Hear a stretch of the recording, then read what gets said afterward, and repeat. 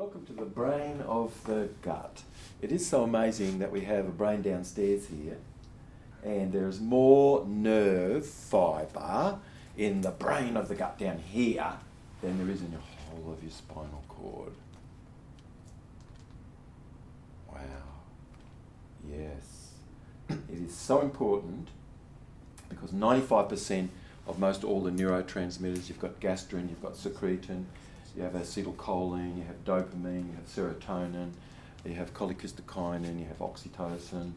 You've got an enormous array of neurotransmitters and things. And these neurotransmitters are primarily made in the brain of the gut. It is amazing to me, in the research that I've done, which is really meticulous, unbelievably meticulous, but I've looked at civilization, and I can tell you that civilizations that were really without grain, they had no mental deterioration. On all the grains, not the seeds, because seeds are fine, nuts are fine, but grain, so as you've got rice, you've got wheat, you've got rye, you've got corn, you've got barley, you've got oats. They're probably the bigger ones, aren't they? For the most part. All of them have fungus and mould, and even sterilised surface of these grains. Interiorly, they're often having around about 25 different strains of fungus alone, and they're made up out of spores, which really can quickly turn to fungus, actually. Neurotransmitters in the brain of the gut. There's lots of neurotransmitters. Does everybody know what a neurotransmitter is? It's a chemical substance where you've got a nerve fibre, and then you've got a space between this nerve, right, and the next nerve. You have a space, it's called a synapse. And that synapse needs to have the chemicals come into it, and those chemicals cause conduction of the nerve electrical activity from this nerve to the next nerve. So you need neurotransmitters, and those neurotransmitters, in particular serotonin and dopamine, have to be in a balance. And we have intrachromaffin cells that line the passageways of the gut.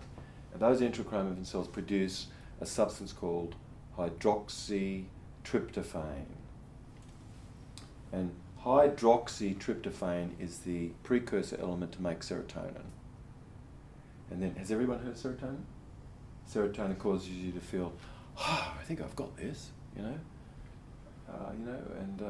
if you've got enough serotonin, it's sort of like you can turn your thinking off. Something could be sort of bothering you, but you could just turn your thinking off. But when you don't have serotonin, thinking is just running, and things that occur like, can't turn your thinking off, can't turn your feeling, can't turn your hearing, can't turn visual pictures off, you see, without enough serotonin. Other things which occur is it radically affects blood flow through to the brain, and all neurological conditions are primarily affected as a result of not having proper blood flow to various regions of the brain. And that is the reason behind vast majority of conditions of bipolar and schizophrenic types of conditions, and you've got all sorts of minimal brain dysfunction and behavioural disorders from minimal brain dysfunction, including conditions like Asperger's and certain forms of autism, and then you've got all sorts of other conditions that can occur where people can sort of have tics and things, with unsort of controlled movements and things. We're going to talk just a little bit about this. That's called tardive dyskinesia. And the answer out there, which is really very poor, it's horrific actually, is let's do what we can to cause the person to become in jail in themselves, and let's just numb them down with a synthetic, and only synthetic is used, and that's all, which is very radical. But I do see also people healing up from conditions. Okay, let's go next. After just seeing a picture, of nature, or you could even see a little video of someone like Mother Therese, or someone that people in the world feel, oh, this was such an amazing person because they devoted their life to assist us. When we see pictures, sort of, it reminds us a little bit of this. It causes serotonin to be raised. It causes immune function to be raised. We're really meant to live more in a world which is not symmetrical, but everything about the world is more round and more angular and things, and there's really nothing symmetrical here, nothing at all. But if we look around where in the room we are, there is not a single thing in the room except the coats a bit that's perhaps a little bit off the square. So we live in a world which is just really square, and everything is up and down, and our brain and our being can't really function in a world like this. It's very artificial, and studies show that if you, other than have that curve and the organics and things, your brain slowly starts to be more and more and more orientated to be more linear and sequential. We become more left brain functioned and like more computer orientated and things, and the artistic creative component of ourselves, which is enhanced as a result of flowers and trees. So I recommend getting rid of all your furniture in your home, everything, and emptying it out. Do not have any heavy furniture, heavy couches, or fixed seating. You should do everything you can that if you've got a home, then attention should come into bringing nature back into your home. We're meant to have nature. We have to bring the outdoors indoors, right? You've got to, and sort of feel like there is nothing. You can't feel the wall or anything. So we really have to do things a little bit more like this because it creates a tranquility. How beautiful it is to actually have the sound of running water in your mind. How amazing to hear water running. A fountain.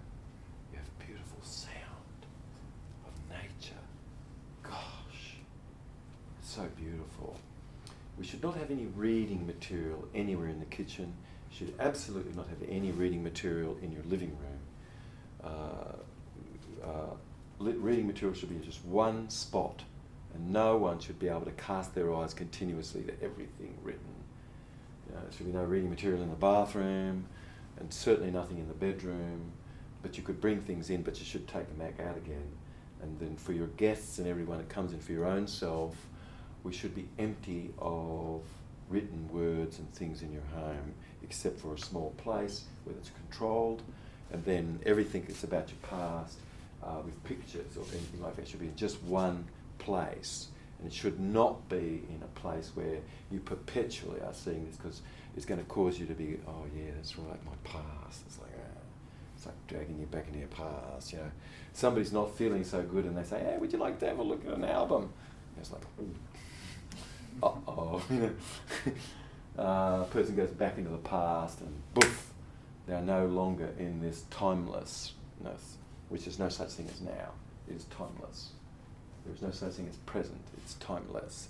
It's not future, not past, and there is no such thing as sort of present. It's just timeless. This is a state of I. But that's another story. All right. We really very much come from an environment, and we really are frugivores. When we err from that, we're not actually having the proper digestive condition to be able to produce neurotransmitters and things. There's a lot of tyrosinase in all vitamin C-like substances, and that's so vital for having proper health.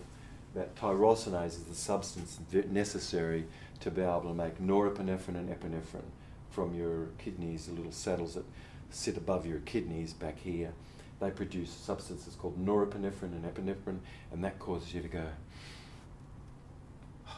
and it causes you to feel a little excited, feels like you'd be a little bit turned on with things that you're doing and things. But there's lots of adrenal exhaustion, and hey, who's eating food like this? who's really eating food? This is leaf smot, and all other food for the most part is really dermot, basically. Okay. All the grains and the beans are extremely high in phosphates, make you fart like crazy. They're going to cause you to be a little bit weird in your energy and things, and feel like, sort of feeling like pending doom, you know, but like things seem to be okay, but like, why am I feeling a little pending doom? It's like, you know, grains and beans are extremely high in phosphates. It's very soluble salt, and that's how we that's the primary poison that's in the pharmaceutical industry. It's the primary poison in agriculture is phosphates, right? Rat poison, insecticides, pesticides, herbicides, they all use phosphates, and that will kill you. Grains and beans will slowly just take your life quick because you're building up calcium phosphate in your body, and that's an example of what's in the brain, in ovaries, prostate, all through the legs here and stuff, you know. So you can see that leaf smut really is it's 5 parts calcium and 2 parts phosphate. Grains, you've got 20 parts phosphate and only 1 calcium. Beans, 40 parts phosphate, 1 calcium. Flesh is 200 parts phosphate to 1 calcium. Spirulina, 2,000 parts phosphate to 1 calcium. It's radical, okay? You could have sort of little bits of something like this, but you've really got to be careful. Okay, next. I think anything that we've already done as pictures, we're going to be quick through because people can see this in other programs, and we should get to the main stuff. Our eyes are really drawn more for bright things. Says, pick me, and they're jumping out like that. And we naturally have a feeling to be easily able to get this as it's fallen, and there really is no feeling when you pick an apple up, isn't there, that's fallen. But when somebody sees a big fat steer in the paddock, what have they got to do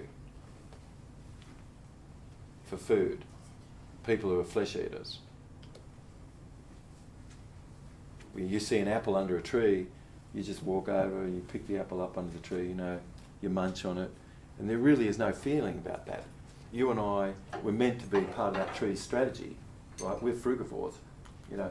We come away and we just throw the pit or the away, you know, and that's where that possibly can grow.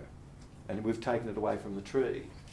And the tree, the fruits of trees all became from galls, which is some infectedness, which the tree learned to be able to adapt and adjust itself to be able to have some ability for itself to have seed and then for that to be dispersed. But when we see a big fat cow, you know, it's actually a steer because they primarily kill the male cows which they have castrated. So they call them steers in English. You see a big fat steer in the paddock, and what's somebody got to do?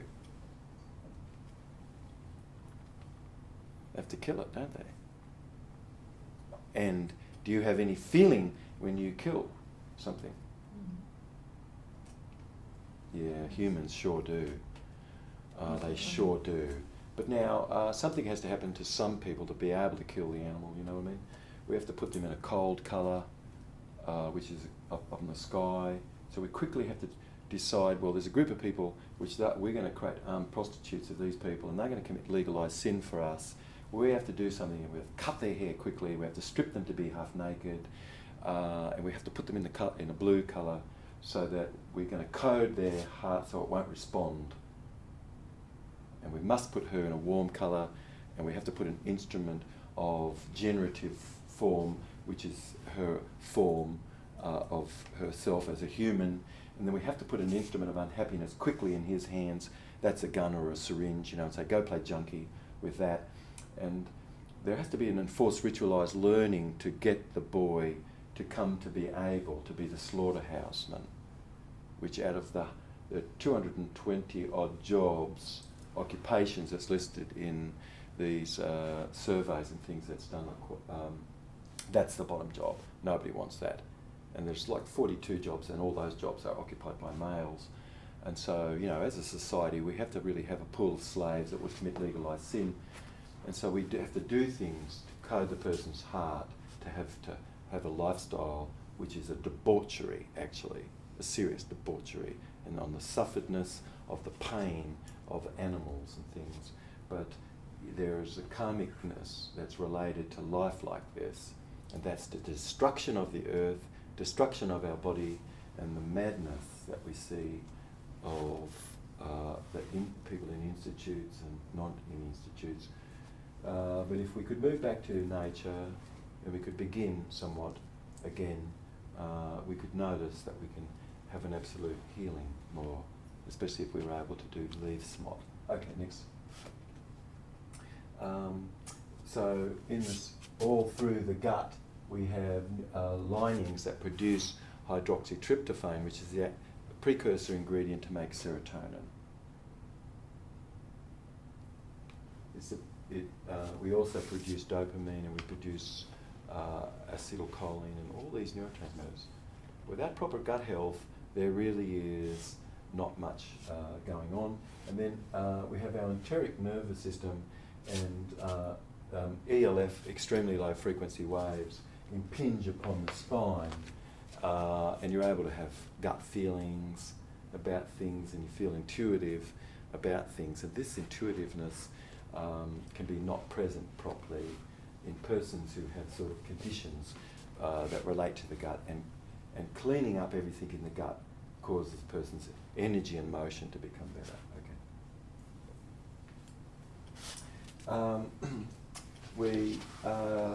Our primary condition really is more playful, and playfulness is our condition that creates harmony, where as you have harmony in your nest so beautifully, it is because of your playfulness.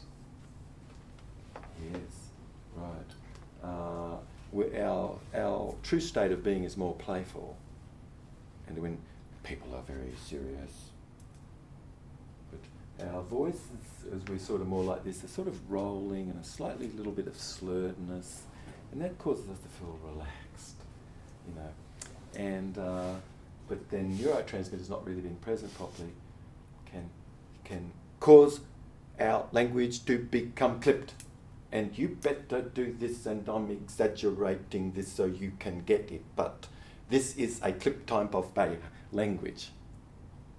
And that clip type of language is coming from the amygdala and the tegmentum, which we're going to talk a little bit about, but that's all about aversion, which aversion is repugnance, avoidance, feeling inhibited, feeling sort of dissociated, feeling fragmented, and incongruent types of behaviour and things. But this is our primary condition, is really sort of more playful, and that is something, as we sort of have a health somewhat, we really are more creative and we have our playful selves. But then as stresses kind of come on with life more, and our condition kind of not got better really, but got worse, there is all sort of deterioration until finally, actually what creates harmony in your home, wherever you have a beautiful harmoniousness, you have a playfulness. Yes. And playfulness is really causes this gorgeous flow.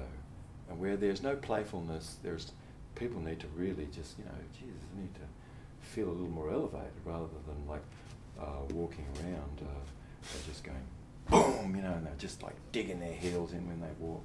Bam, bam, bam. I mean, it's serious, like, and they have no idea. But it's heavy walking, like poof, poof, hard.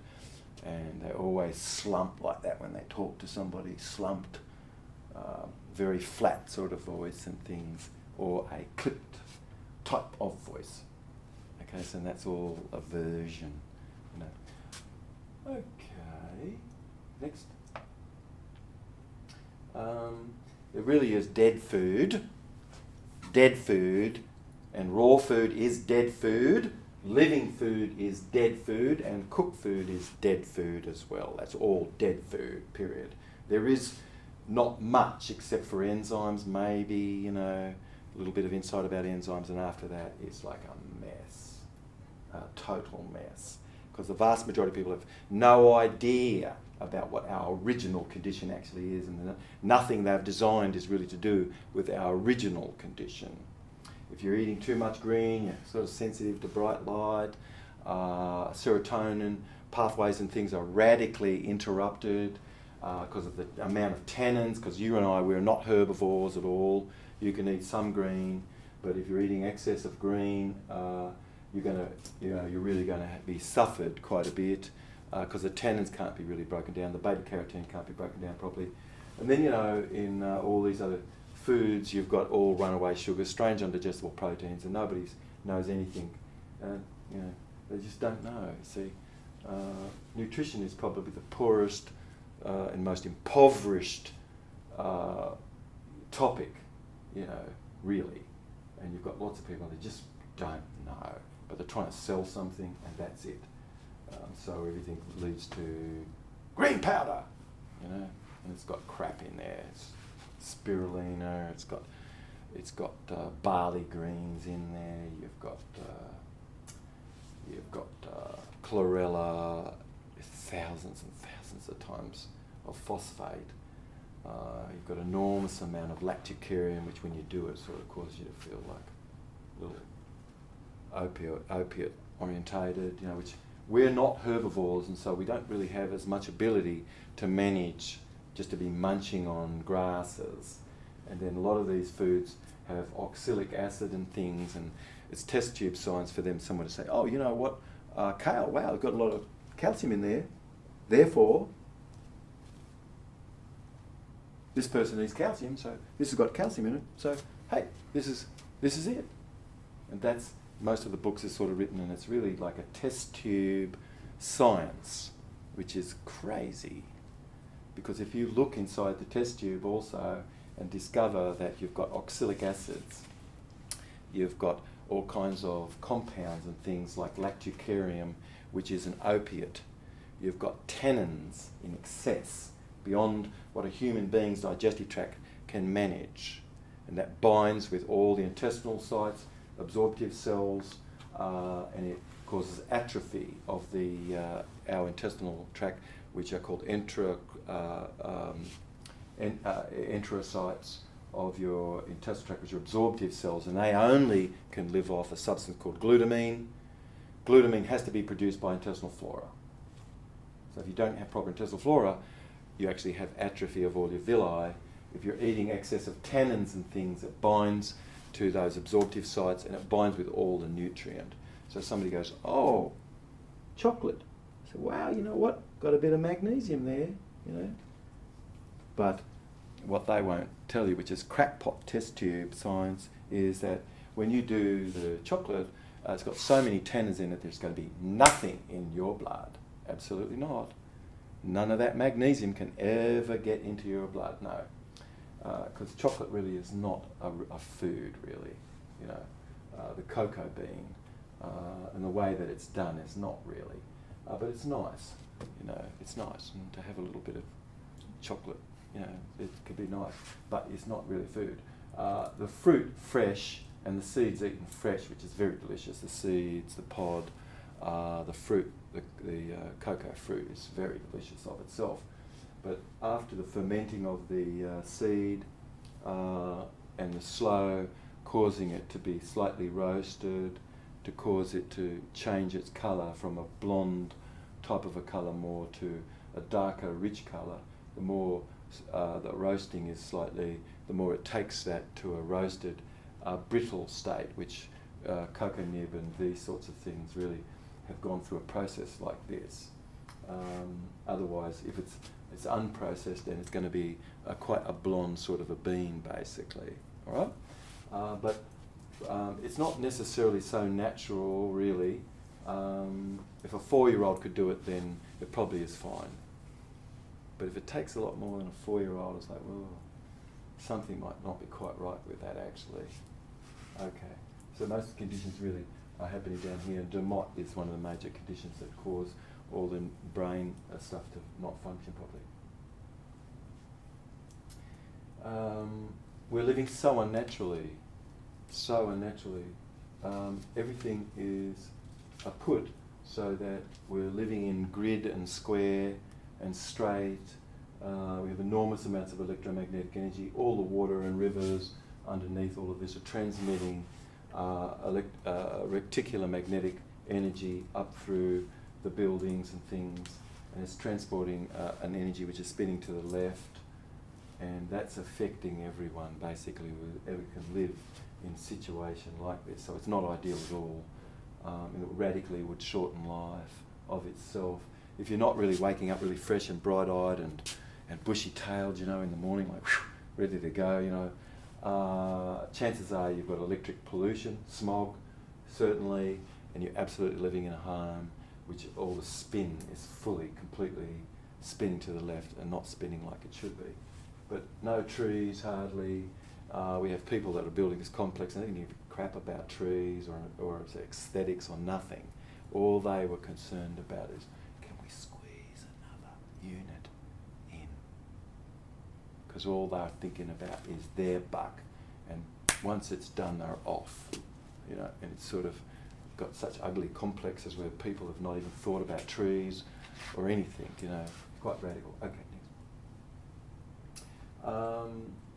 And then everything is a bit like the material of soggy cardboard, but it's made to taste gourmet, which there's lots of places in the world where food isn't much, you know, and you're really able to make things out of cardboard, and they put a bit of fat with it, a bit of sugar, you know, a bit of turmeric, a little bit of curry powder, you know, a little bit of sort of some sort of a vinegar or something, and they can really sort of make it up, you know, in a pan, and it's soggy cardboard, but it tastes quite nice. And these sorts of foods, when you see them in the bakery shop, of course, it is very, very healthy for you if you don't eat them. All right? Very healthy to have that attitude, sort of. Okay, next. Probably the number one drug in the world today is pizza. That's the biggest drug that kills more people. And you know, when you tuck into your pizza, you know, you get the head rush. Oh wow, you're getting a head rush, and it's sort of the opiates, you know. You know, it lasts about 6-7 minutes, you know, whilst you're around 6-7 minutes, those sort of like opiates, sort of you're getting them, and the brain's getting the reward, you know.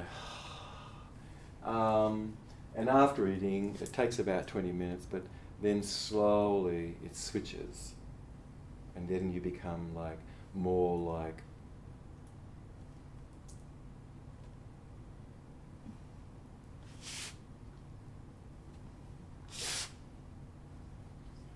and we sort of become, I'm exaggerating a bit, right? Because these things are subtle, but you sort of become more sort of opiated up a bit. You're sort of really opiate. About another 14 minutes passes after having consumed the pizza, and at that point then what carbonic acid starts to be released down here, you know, because all the acid has to be done something with it, gets it into the blood, you know. And whilst that's sort of happening now, you still have your opiate effect, sort of, you know, slightly, you know, you're slightly like numbed some from the drug, which is the same as opium, exactly the same as opium. There's no difference between the opiate in dairy, the opiate in the wheat, and poppy. There is no difference. Just a slightly, slight weaker, little bit of a version of it, but it has a similar sort of effect on your immune system and everything. If you're doing foods like that, you typically have an immune system of somebody who's shooting heroin. Very similar kind of situation. But anyway, this is the when people are asked in America, what is the number one health food of the nation? Everybody goes, pizza! You know, they're very excited. Pizza! Whoa! That's right. Because Pizza Hut and these companies that first came in the late 60s into America, as I saw all of this occur, I saw that they were going, hey, got your 4 food groups. You know, you've got your grains, you've got your dairy, you know, you've got your vegetable and but you've got your meat. It's got your 4 food groups. And then they said, this is a health food, because it's got your 4 food groups. And so to this day, they did such a very good job. Excellent, you know. And people are asked, what's the number 1 health food? Pizza. That's the one. So today, probably this food is probably the worst food. It's taken over from pasta and noodles, which is probably the 2nd worst food in the world as a drug. But so this is extremely acid, and brain will not function properly really after that. But occasionally have a bit of pizza, you know what I mean? Because you get the head rush and things, and sometimes, you know, things happen to you when you were little, and maybe you need a bit of pizza, you know? And that's okay. But I think you shouldn't really make it as a staple. It's just not good. And then there's ways to make leaf smot as pizza, which at our gathering at Ansbacher, it's possible for me to have a chef who knows leaf smot and can start to be making some bread and some crust and things, so people can experience some pizza and things. And I have taught him how to make some cheeses and stuff, you see, so it's possible to have pizza and a few things. All right, next. So on the table, for the most part, you have most of the dishes are equivalent, basically, to soggy cardboard, of all different sort of flavourings and things. And then there could be a little bit of something on the table, you know. But all these foods are going to take ascorbic acid out of your body, okay? It's going to rob ascorbic acids, meaning vitamin C. It's going to change the intestinal flora so that your intestinal flora are unable to produce vitamin C. Okay. So, you know, all these foods, which really is in the bakery, they can really look a little bit like a buffalo dung or something. And most of them are quite sort of plain type of looking, really. Everything just looks like dried buffalo dung or something. But they do what they can to put little Smarties or M&Ms or whatever they are and make it look a little like candy on top. But for the most part, we can look at some of the berries that have been brought here, which is beautiful and leaf smot. It's really appealing for your eye. And it's just this is sort of nothing compared to, if you saw that out in the wild, you wouldn't think anything much of it. It doesn't seem to be quite anything much. Okay. Very young age, of course, you already got inflammation and edema and inflammation of the small intestine, and we're all born, for the most part, with conditions that they just don't get better. Okay, next. What we can see about things going on for this fellow right now is his left brain. He's into his left brain, but he doesn't feel quite right. Okay, he really doesn't feel quite right. You can see stress. This eye slightly closed, showing us that he's a little bit more like thinking at the moment, and this is probably expressive of how this person is in their life at the moment. Thinking and not able to really turn their thinking off. A lot of hardship has been, and life has not been very good generally for males and females. This convention is as weird as hell. And we were born with 4 legs and 4 arms, figuratively. Someone came and cut us in half, and they caused roles, so people meet each other as roles, not souls. So there's all sorts of things that's really going on in people's lives, but then Demott and foods like this create stressing of the liver, kidney forces all shrunk and the plexus all dried up, fats right through the heart, hardly any absorption through any of the intestine because it's really dry, and no carrying agents like albumin, and which transports all the nutrients and water through the connective tissue of our cells. This is not happening, and mostly, it's Demott that is the cause of this, and not hardly having any leaf smot at all. Okay. We can see sadness right through life, where she cannot be satisfied. Women the world over, they tick the box, they never would live the life their mother did. The vast majority of all of them say, God help me that I could have lived my life like how Mum had to live. It's just shocking. She can't stand it. But none of this is really being looked at much, But we need to more because a story is put on her, which is horrific, and a story is also put on him, which is horrific. And these are roles: beauty and beast. Beauty and beast.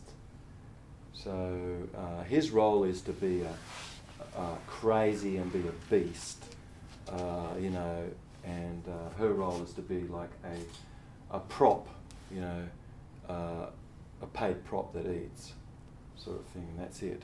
It's like horrific, But when you role reverse, it's possible really to be able to feel what that would be like to be, hey, all you're going to be now is a prop, a paid prop that's eating. Do you know what a paid prop is? A prop? No. A prop is just like a wall hanging or like something for a photograph. And you're just like, that's it. You're just there for that. And you're being paid. And that's all you do. You look like a deer caught with its eyes in the headlight of a car, Women have to always, when they're in the camera, they have to go like this, but I work with models and people, and I have to teach the males what to do, because if you're a male, you don't go like that. They say, get out. That's like, this is not good material for us, right? But you have to come in and you have to squint your eyes just a little bit. And they go, whoa! So there's a total difference in the way that we are, but we can see sadness, things are not complete for her. She's been covered all her life. She's lived in a vaginalist era, so there's no public statue of her anatomically correct anywhere. This is called the vaginalist era, and there's all sorts of sexually mutilated statues of him and things, and you can be on an aircraft and you can see his form fully naked, and that's not pornographic. But she's had to live in a world where her body is being to be considered in some other way. All this is a weirdness, serious weirdness. But food hasn't helped, and we can see the orbital muscle of the mouth has shaped the mouth to be sort of round like this and pursed. I'm going to exaggerate it, but it's like this, like.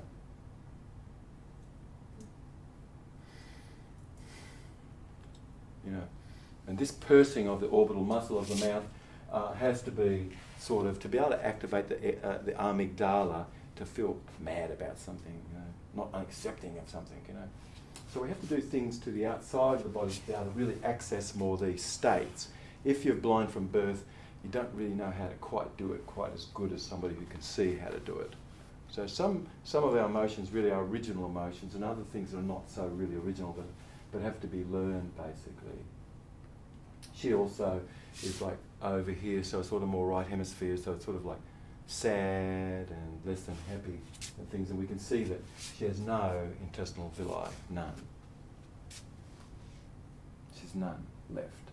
That long ago there was great inflammation, and now it's all dried and withered up, and everything is dried and withered up actually, and there's no fluid flowing anywhere, and no absorption really either. And so, the skin and things all, rather than remaining more in your youth as you're in your 60s or 70s and things, you can look like this. Okay. Very early age, our teenagers all suffered radically, and we can see that this young one here, the heart is becoming more fatty. The kidneys are not able to filter the blood quite properly. You've got a celiac condition because you've got bread and pieces of bean and milk protein, which is undigestible, being deposited in the skin and things. All the foodstuffs that's eaten has robbed zinc from the body, and potassium rhodonase, and all these things that actually really keep your body and your skin more sterile, and the follicle and things and in the skin and things And we can see that we really have a very serious situation of inflammation, sort of more, that's travelling down into the urinary bladder, and this young fellow, unless he corrects the situation, he's going to end up with a prostate condition radically. We can see that we've got all this, and we've got hair growing all the way across and flat, so he's eating a lot of flesh, a lot of flesh. And his primary situation is bread, cheese, and flesh, and cane sugar and corn syrup. And this, he lives off these things primarily. Okay.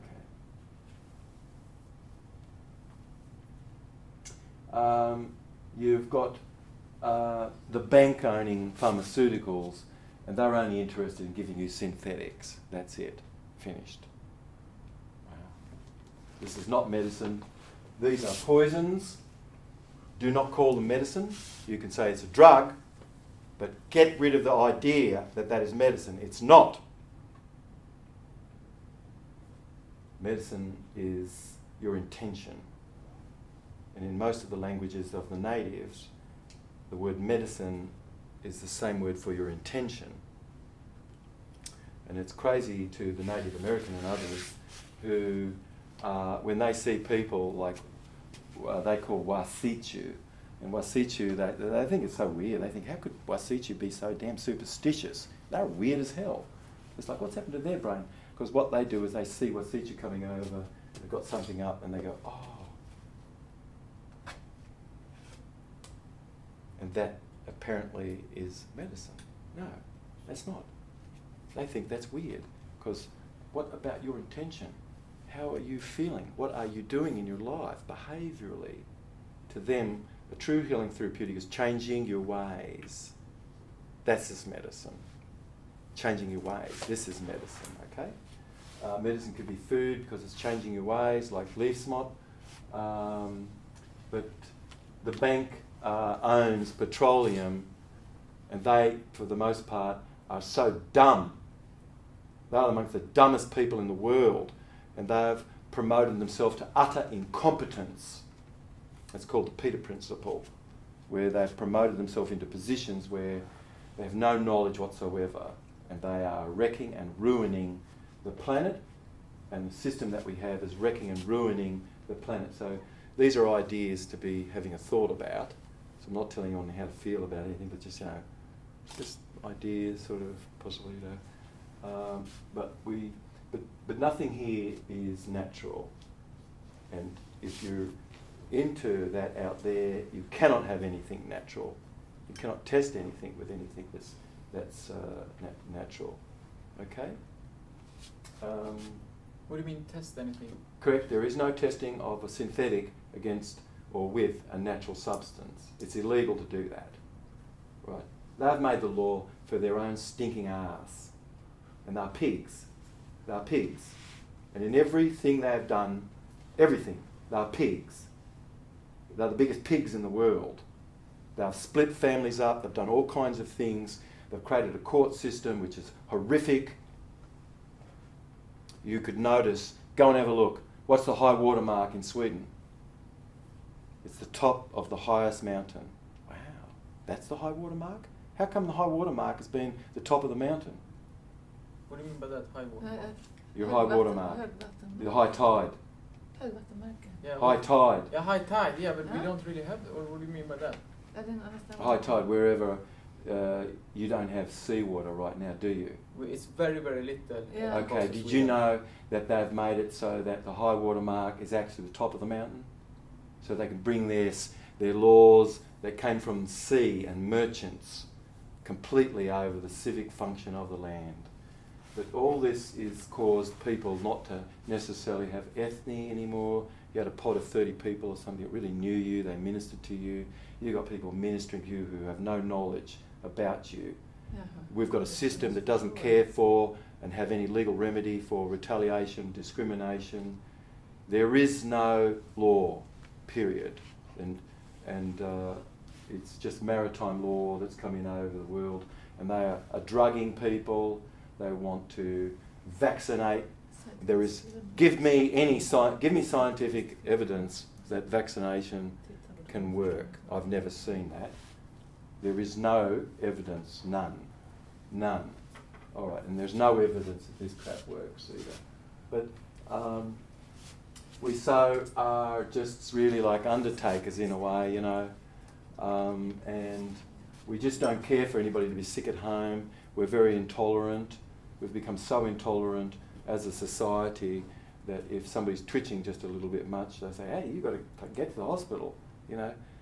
People are afraid, and we've given ourselves over to just people in white lab coats and things, and that's not a good sign, all right? Okay. Leaf smut, definitely, we've got bananas here, which is dermot, right, because they're not natural at all. They won't grow in nature. This is the sickest fruit. This is the sickest plant. Should live for 15 years, only will live for a year. Can't produce any seed at all. It has to grow from a sucker. Every single plant you'll ever see that's banana has mold, fungus and yeast through it. Only it's going to last a year and has to be replanted, come up from a sucker and things. But everything else here we can see is leaf smut, except the pineapple. Right? So this pineapple and these bananas is dermot, because they have a disaccharide sugar not found on the earth at all. And what's that going to happen? That's going to cause blood cells to stick and clump, and that's going to create a more acid condition and things. It's going to feed mold, fungus and yeast, and you're not going to have proper intestinal tract function if you're doing foodstuffs which have these disaccharides, like potato, carrot and beet and dates and pineapple are very hybridized foods. All right. Okay.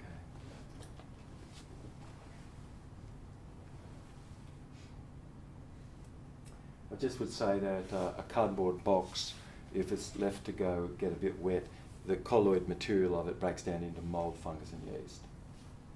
So as your body kind of broken down into mold, fungus and yeast. The mold, fungus and yeast is not inoculated from the outside of the body. The body actually breaks down into mold, fungus and yeast. Okay? All right, next.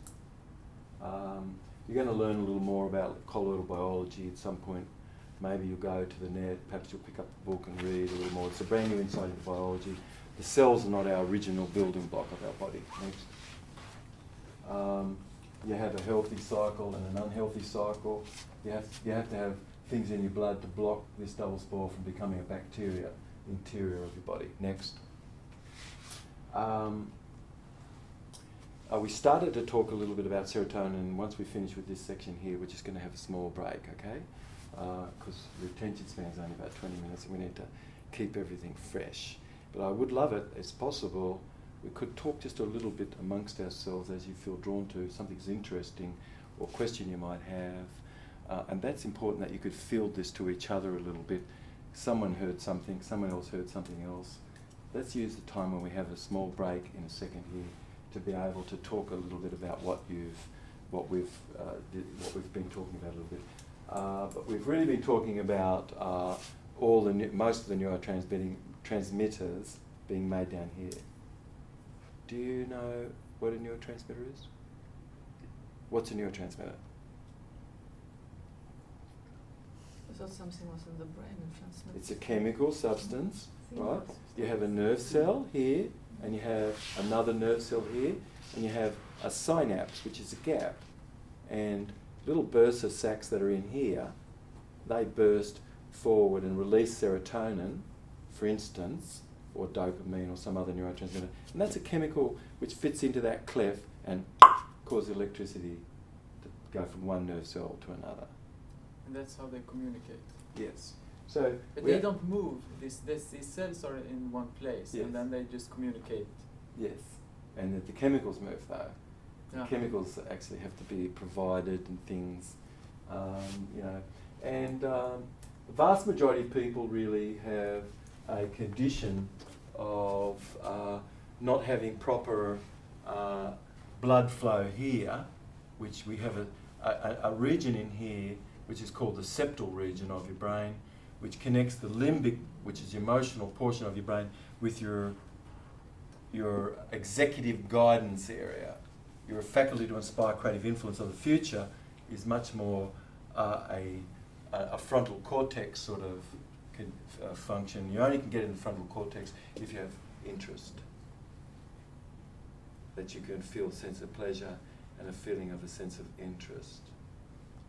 Where grief can have been, where loss can have been, where somebody kind of have lost something somewhat. You know, this is the most powerful of human emotion, and no one can get to rah-rah, you know, that grief can be, and that's very important, of course, because grief is the integration of some loss. This creates the greatest maturity. The most mature people you ever meet in your life are people where there's been some loss, and they have a great sensitivity to others. It's something that's going on, you know, it's sort of really your birthright actually, you know, but it hasn't really been completely given. And it seems like others can have a little bit of a freedom and liberty which you can have not necessarily had. There could be conditions really that was related to family, mum and dad, you know, and now for boyfriend and certainly then, you know, for our sisters, which all suffer from jealousy intensely in their relations because of the story that's put over them, which is Cinderella. If your foot can fit into there, that's what Cinderella's about. And everybody else's foot doesn't fit into that. They're going to be jealous beyond belief at you, whose foot fits in there. Because this is such an artificial, crazy paradigm, it's unbelievable. But then, you know, you're going to have to get home because you're going to be judged, and the sisters are going to be jealous. And this is the Cinderella complex. But this is all about beauty and beast, you know. But all sorts of paradigms can be. But if aversion exists, the amygdala, which I'm going to show you, neurologically inhibits the septal region of the brain, so we really are unable to learn anything new. We don't do so well at school, we leave things to the last moment. Learning becomes state-specific with anxiety. Memory retrieval then becomes state-specific with anxiety. And so then the type of language of people who have that condition, they say don't, they say won't, can't, must, will, no, just, only, different. So these are the favourite words of people who are not able to get into the frontal cortex, but they've got more amygdala tegmentum sort of, which is aversion, repugnance, avoidance types of conditions. And serotonin has to be, which you can see there, right? This is so important to have proper serotonin, because then you're going to have blood flow through your brain. How to heal these conditions is really, we're going to be talking a bit about tonight, and we're going to be talking about how important it is to get back proper serotonin function, and what can we do to get back proper serotonin function. You have to have niacin-like element and things. But you can see that it's so very important to have proper levels of serotonin, because you can only have blood flow to regions of your brain that you have proper levels of serotonin. Taking drugs and things is just like sweeping the floor, but you know, the plumbing is leaking like crazy. And people are concentrating on sweeping the floor, you know. It's totally irrational. But it's also wrong that the world has gone into these chemical synthetics and things which can't be broken down properly. And that's all that's offered. Okay, let's have a small... Is there any questions for the moment? Where we are? All right, let's have a small break, all right? When we come back, we're going to be talking a little bit more about the brain itself and connections of the gut. So what's occurred within the gut, we're going to have a little bit like microscopic observation of tissue and things, and then we're going to move a little bit more into the brain. All right, thank you. We're just going to have a small break.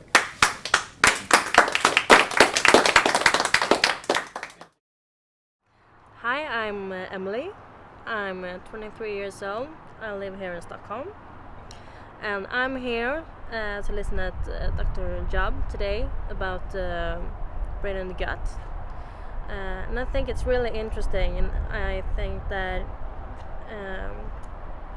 much of the things he's saying is like more logical than some of the things that is a very common excuse in the society today.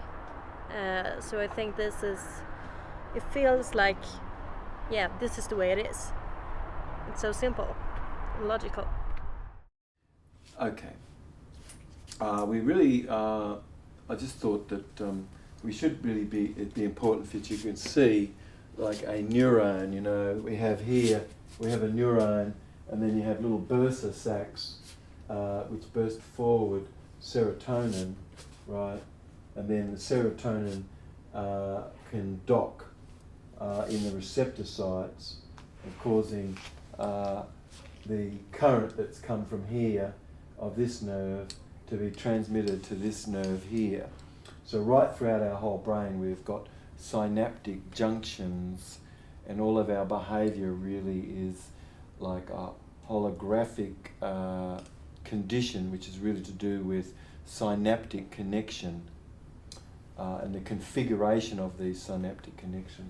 And so the synthetics and things, they can fit into these receptor sites, but then these synthetic drugs, chemicals, can't be broken down properly, and that's very problematic about the synthetic. But you really, in your left brain, you know, here, which controls the right side of your body, sort of 80% of all the nerves switch over, you know, and it's controlling the right side of your body, and then the right hemisphere is connected more, 80% more to the left side of the body, and aversion, which is inhibition, and repugnance and avoidance and dissociatedness and things of states of that are more mediated by the right hemisphere.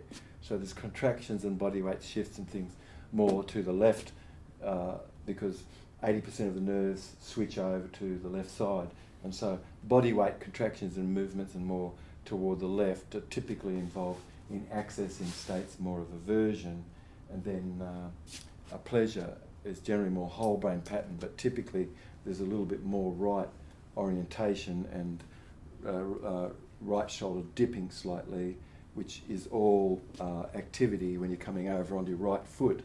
It's your left hemisphere that's sort of doing that more, you see.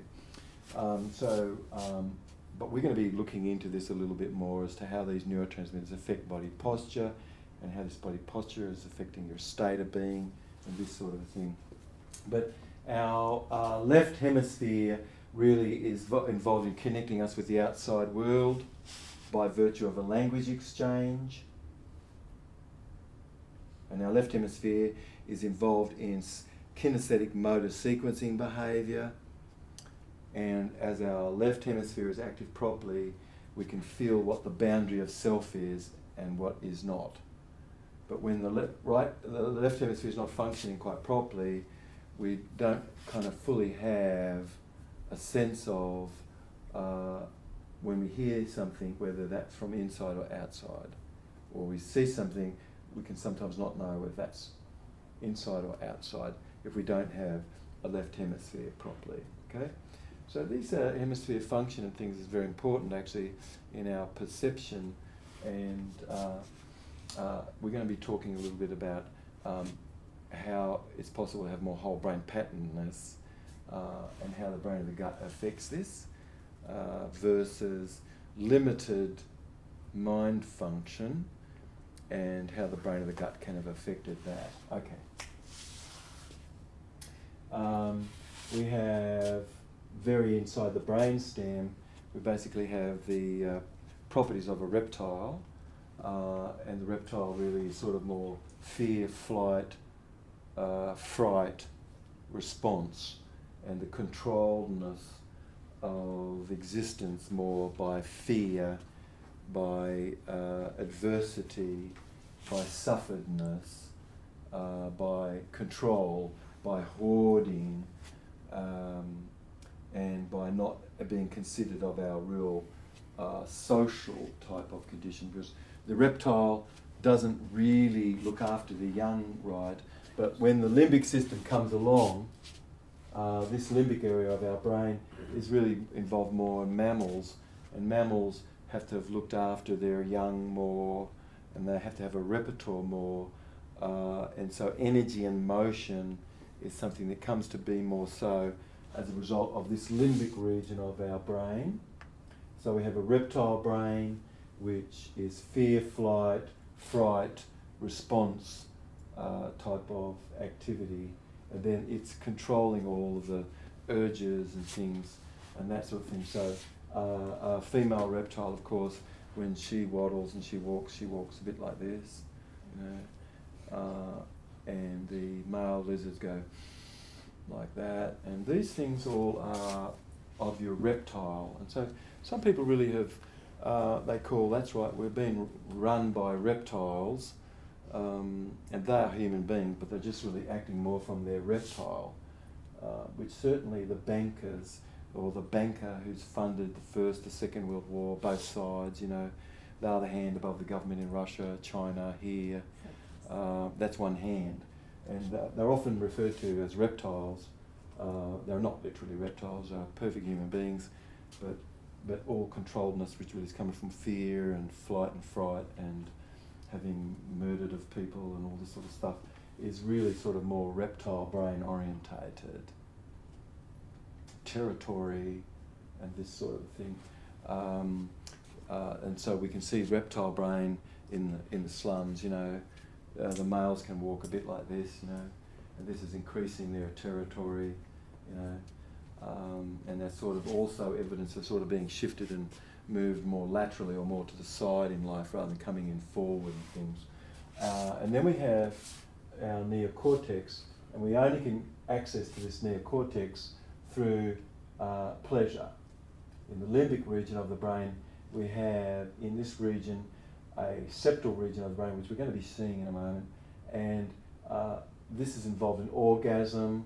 Acetylcholine is the primary neurotransmitter, which is your neuromuscular, from your brain to your muscles, that connects you. It's called acetylcholine.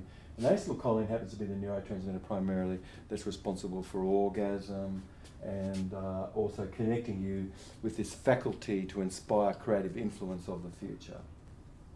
Our ability to be able to hold information and log information perfectly, and it becomes stored in the frontal cortex, and then when we kind of sleep at night, a little bit of dreaming happens, and it can get stored in the postmotor cortex area.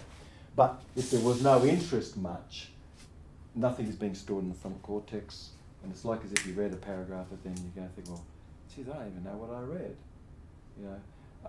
Where there was not much frontal cortex activity, there can have been attention deficit disorder and hyperactive types of attention deficit disorder, which really is to do with blood flow to these areas of the brain. And serotonin is one of the major neurotransmitters that allows us to actually access this. All right.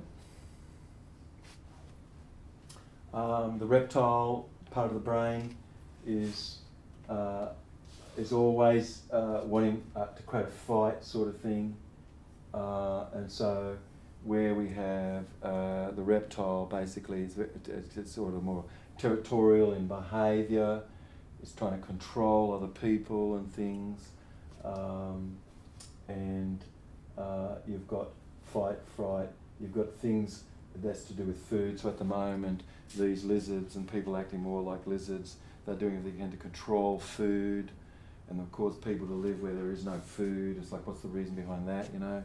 They should be able to go where the food is. Why are they living in the bloody desert, you know? But we can have plenty of food actually, but you would notice that if more chemicals can be in the food, that's the only type of food can get on the table.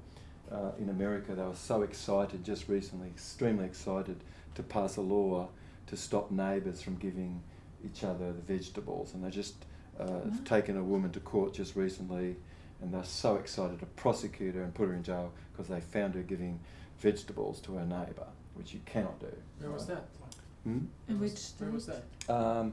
In America right now, they just passed a law, you know?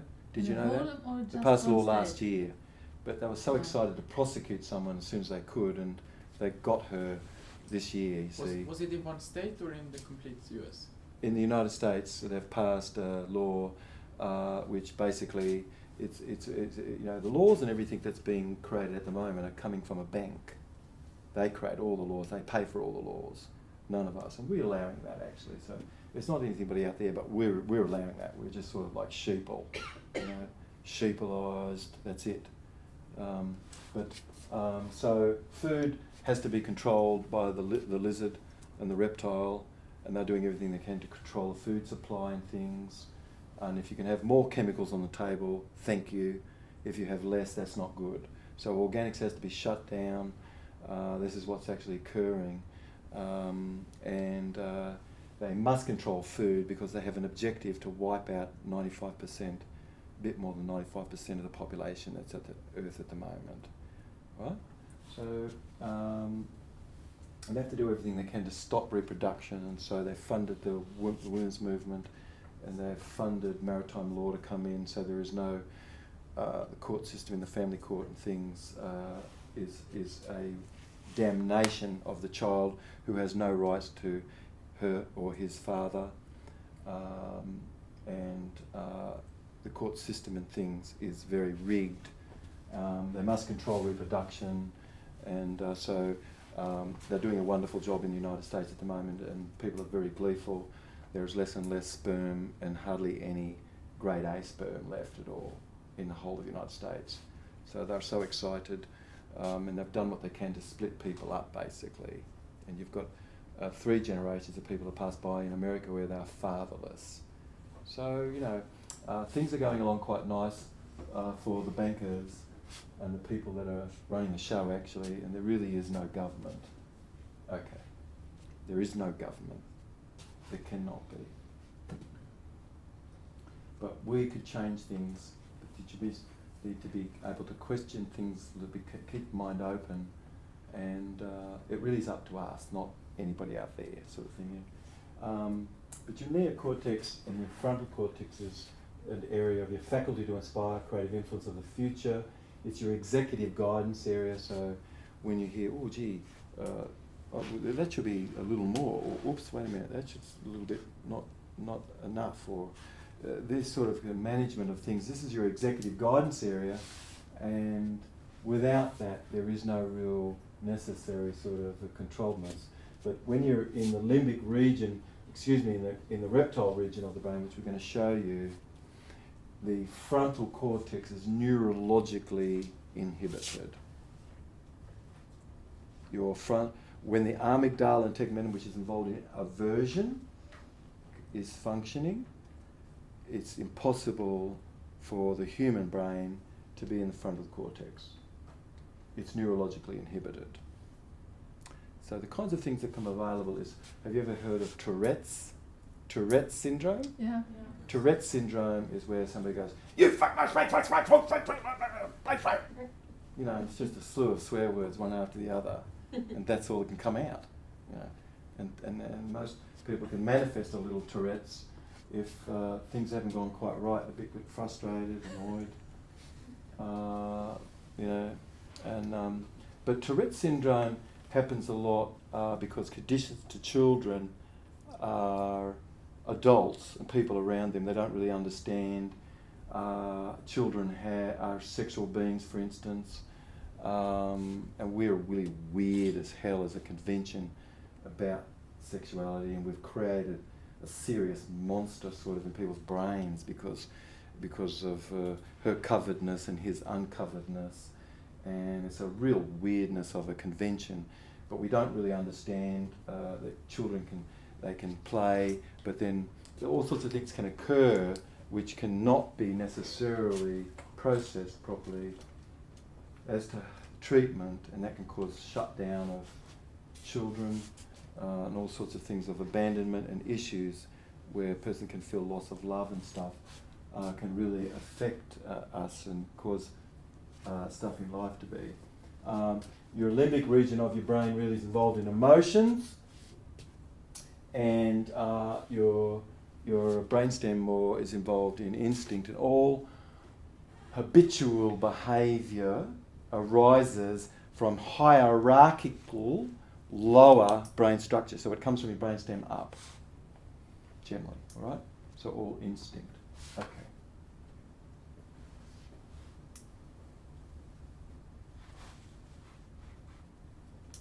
This is the amygdala here, and then if we can imagine your neocortex, you're sweeping your hand around the cortex and it comes up underneath like that. If you can see this, you know, this is one hemisphere of the brain, and that right there, this is the brainstem here. So the tissue directly around the brainstem, when that's firing, it neurologically inhibits the septal region of the brain. Pardon? Okay, thank you. Let's see here. You've got your amygdala in here, and there you have your septal region there. See the septum? Now this septal region connects the frontal cortex here with your limbic region of your brain. Yeah. And then the amygdala, which you can see this amygdala here, right? This amygdala, when that could have been firing, it neurologically inhibits this septal region of your brain. You can't feel like, whew, I feel great, but feel pissed at the same time. It's like, these two states are not together. One neurologically inhibits the other.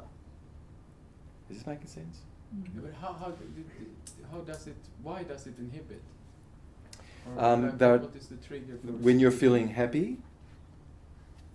Would there be some reason why, in the behaviours of your happiness, that would be blocked or stopped or not working because you feel averse at the same time? Can you feel happy and averse at the same time? I know that, but like I was just thinking about the mechanism. Oh, the mechanism. The mechanism is electrical. Yeah, you can decide not to look at something. It's not easy to turn your hearing off. You can't turn your feelings off, but we can decide not to look at something.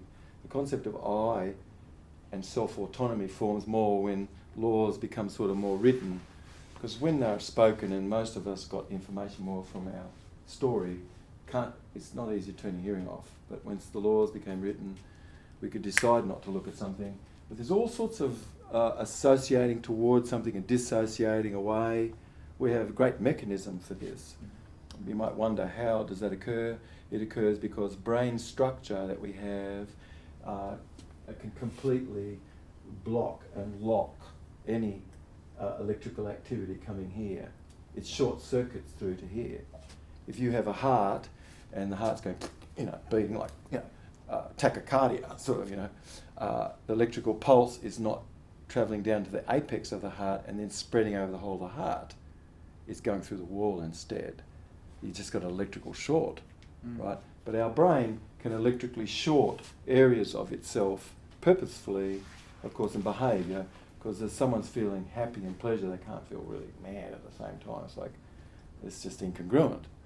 The type of happiness that comes from bipolar types of conditions is more a cheerless type of a happiness, where people are joking about stuff which is really negative. And that's not real happiness, actually. It could be jokes about other people's expense and things like that, and that's a kind of a happiness, but it's not a true happiness at all. So this septal region of the brain, when it's active, it lights up the front of the cortex and it lights up your left hemisphere. And this side of our brain connects the front of the cortex more with the back of the brain. And as we've been talking, unless you have proper levels of serotonin, a single positron electron cardiographic tomography, that's called SPECT. You could do a SPECT investigation today by looking at actual blood flow, and it's amazing that studies do show that what I'm saying is correct. All these conditions are to do primarily just with blood flow to the brain. That's all. Wow. Just correct the blood flow to the brain. That's it. And I've had many, many years of experience working with people to know that is a great possibility for you to be completely healed up and get off the stuff which you feel that you don't care about, basically. You know? And we're going to talk a little bit about a path for you to be able to do that. Let's just have a look at one more, and then we can just have maybe we'll look at this and we'll look at the next one, and then we'll just have again a 5 or 10 minute break small. You've got a very deep sleep, which is sort of like more a deeper sort of a wave going from your brainstem all the way up to the neocortex and down again, like this. And this can allow dreaming states and things. And you've got something very similar, which is theta, which is a little bit finer, but also very sort of carrying information up and carrying information down. You've got wakefulness, which is sort of really fine, you know, and this wave that's travelling up and down like this can transport lots of information up and down. But there's equipment that's really like called the mind mirror, for instance, which can measure these, and a person can learn through biofeedback to be able to access more states of eureka phenomenon by having a little more alpha wave. You have to have your alpha wave here, right? You have to have your alpha wave to be able to have access to this area of your brain. Creates a gating reflex.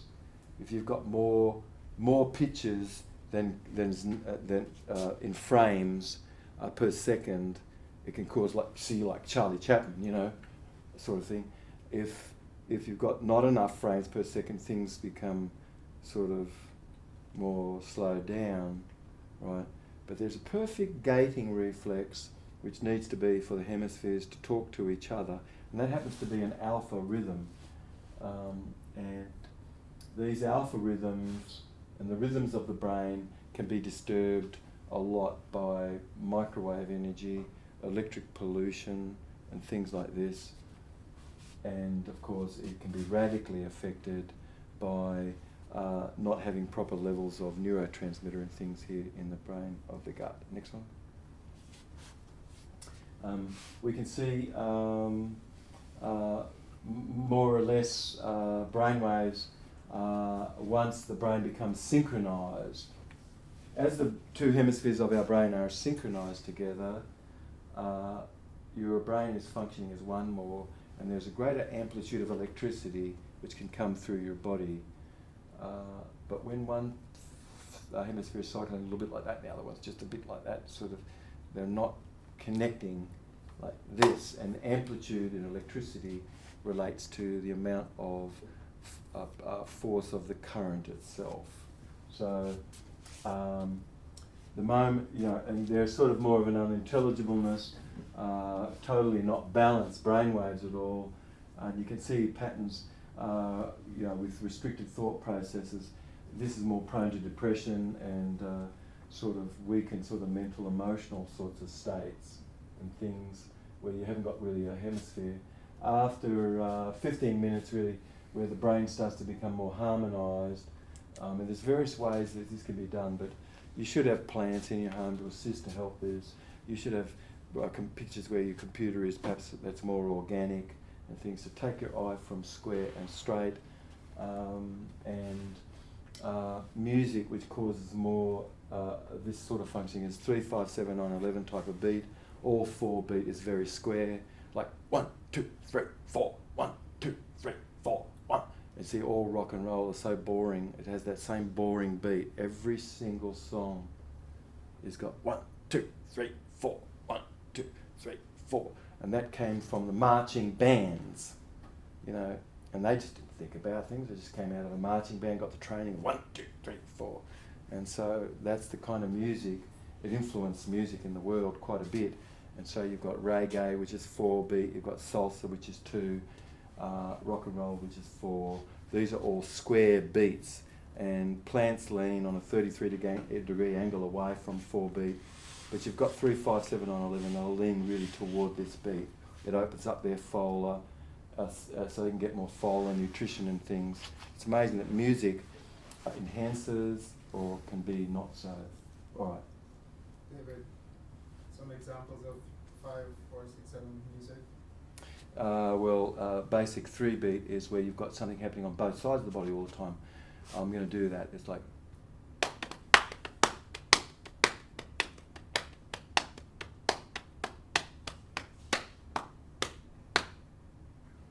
It's like that, right? That elliptical is actually the beat of the heart. 4 beat is everything is on the one side. Let's go 1, 2, 3, 4. 1, 2, 3, 4. 1, 2, 3, 4. Nothing ever changes, period. And it's a square beat, and you have to have a beat like that to march people from one place to another, because you have to stop their thinking.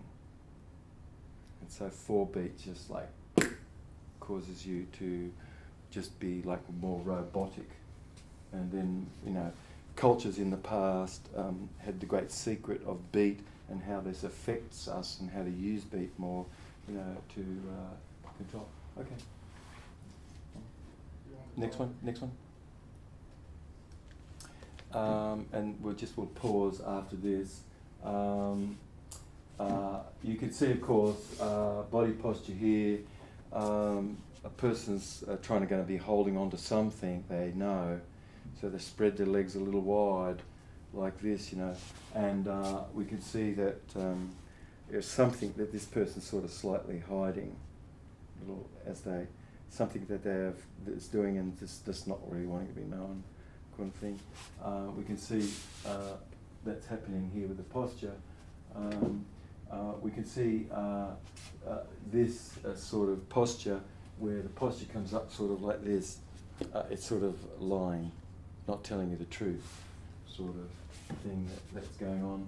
We have left hand over right, and this is a very guardedness, incredibly.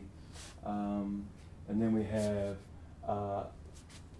shoulders sort of like that, so it's sort of like a dominant kind of attitude. We have the chin that's sort of pushed out too a little bit, and that's sort of more like an act of dominance and things. And oh my God, my masculinity and things has to be protected.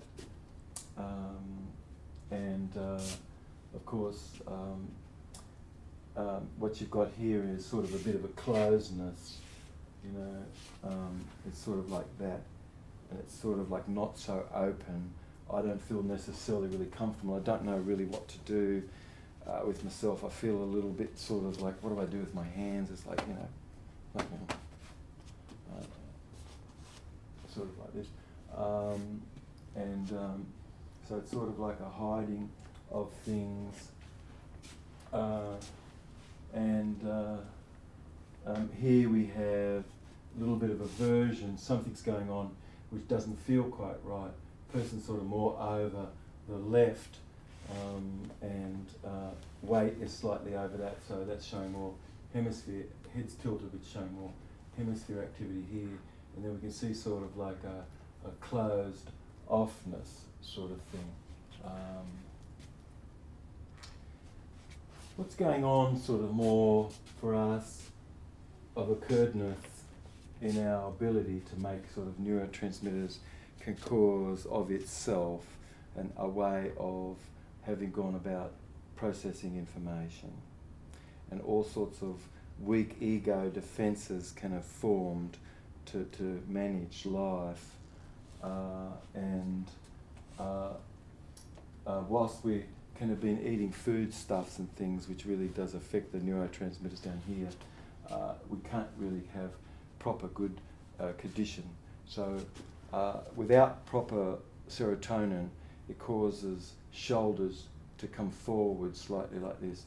Without proper serotonin, it causes the head, sternomastoid muscle and trapezius muscle to kind of shoulder tension in the shoulders, neck and head to be pulled more forward, and muscular to be pulled in slightly, back to be rounded generally rather than a nice arch in your back.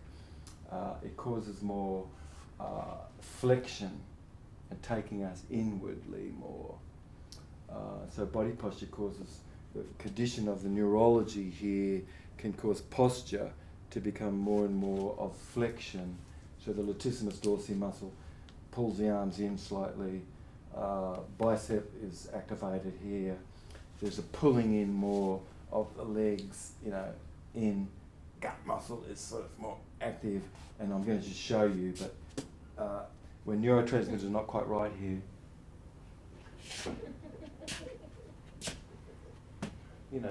and it's important positions like that to be able to hallucinate. When you've got your head way out in front, you're able to really hallucinate a lot.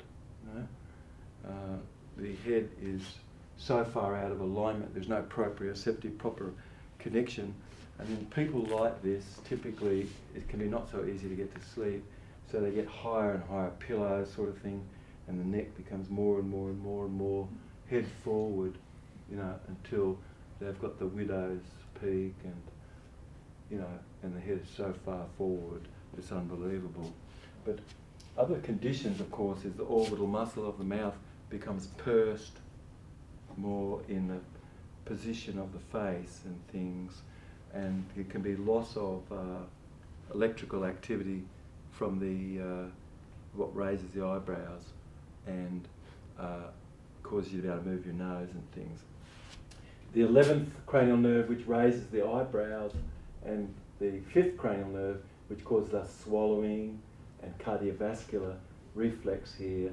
All the nerves in between is called the enteric nervous system, and when the brain is forming in utero, the brain is not protected by the blood-brain barrier, and strange proteins from wheat, and runaway types of sugars from like carrot, for instance, or corn, and all the legumes have strange undigestible protein. The grains do. These proteins not able to be broken down at all. Put them in an oak barrel for 5 years, won't break them down at all. Under the microscope, when we look at exudate that's coming out of people cleaning, you've got all sorts of cysteine molecules which are coming from beans, grains, and dairy primarily. And it's just fully clogged up the whole of the body. It doesn't allow it to function properly. And the blood-brain barrier is bridged, and proteins pass through that which are larger, and then they cause various areas of our brain to become necrosed. They are excitotoxic compounds. So baby food has the most of this in there. There's 40% more glutamate molecules and things like that in baby food.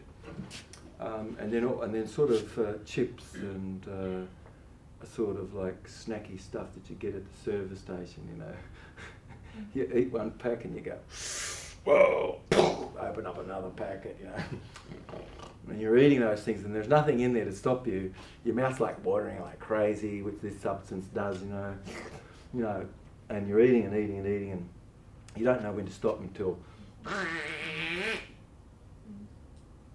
whoops, now I think I've had enough, And the only thing that stops you is the stretch receptors in the stomach.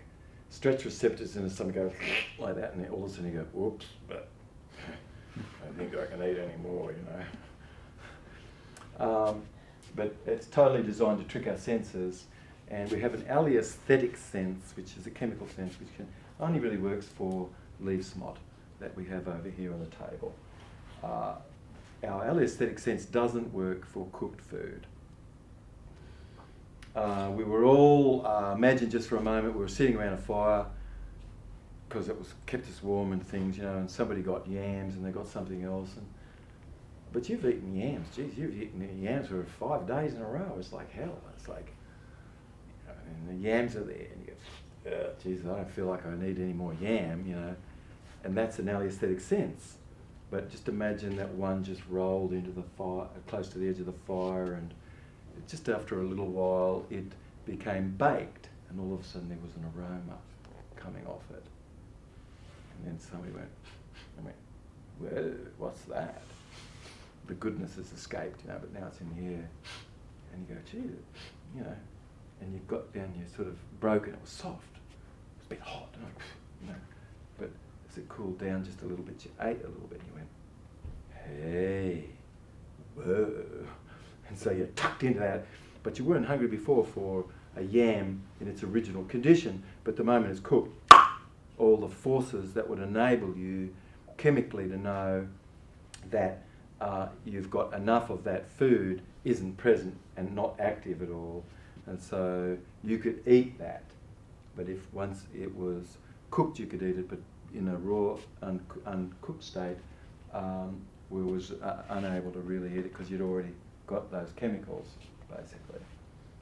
Okay, when we come back, we're going to be looking at the nerve system in the brain of the gut, and we're going to be looking actually at the villi, and if it's all right, I might just demonstrate with someone who'd love, but it's possible for me just to find where inflammation exists in the body, which that's one of the most amazing things that I do, be able to look and see totally where inflammation exists. Place a little bit of pressure there, and it's going to be so like, you're going to know that you've got a condition that's there. But I had martial artists come, which I train, so I could just teach them where to tap a little. And the largest, hugest person has the weakest link. But during a gathering recently, someone came and they were huge, you know, and they came in and they sat down, you know, and I was just waiting a little bit. And they were huge and they were being pumped up, and you know, and they were really pumped up. See, and when they came, I said, "Oh, did you know?" I said, "Geez," I said, "Yeah, you're really sort of buffed up." I said, "Oh yeah, buffed up, you know." And I said, "Oh wow," I said, "That's pretty good." I said, "But you know, a chain could be really strong." I said, "And your body's quite strong, but you know, there is a little weak link, and that's so rusted so bad that if I tap that spot, you are going to practically fall over. It's going to be so painful."